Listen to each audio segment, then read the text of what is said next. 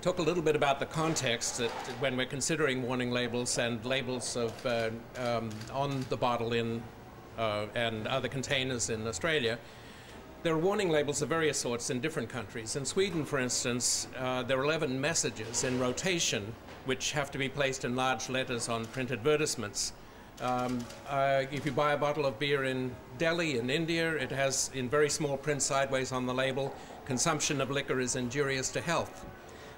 In the US, there's a government warning which has been on the labels now since 1979, which covers risky driving or operating machinery or in pregnancy. It's in small print and it's often with a poor contrast with the background.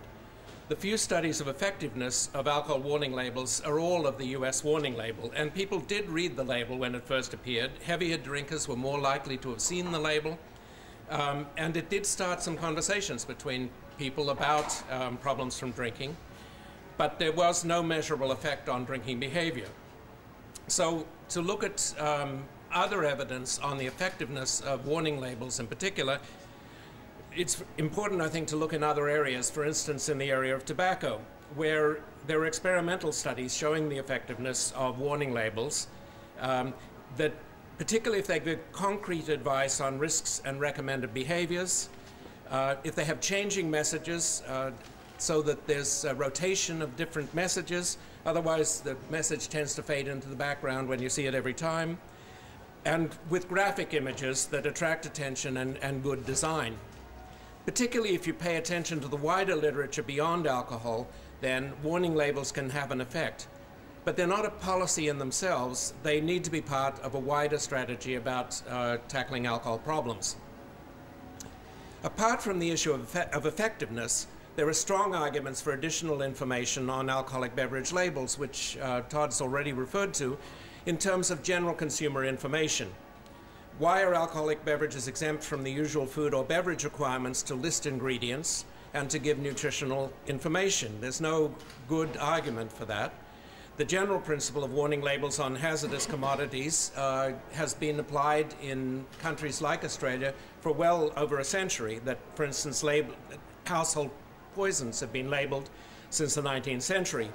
And you can see warning labels on a wide variety of products. Alcohol in particular is not an ordinary commodity, not in the same kind of category as grain or soap. First of all, intoxication makes you clumsy and affects your judgment. It's associated with injury and violence.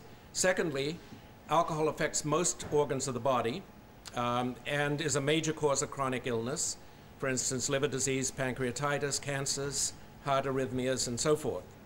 Thirdly, of course, alcohol can result in addiction. And the fourth part that is often not emphasized is that alcohol affects others adversely. It's not only the effect on the drinker that we're talking about when we're talking about alcohol policy. In the studies of the causes of the disease in the global burden of disease studies of the World Health Organization, alcohol is in the top 4 causes of death and disability. So it's good public health policy to label and give consumers warning about the effects of alcohol. And it's also good policy from the point of view of consumer protection to give consumers information on which they can make their decisions. And thirdly, if we learn from experience, I believe that alcohol warning labels can make a contribution, a limited contribution, but a contribution to an effective alcohol policy.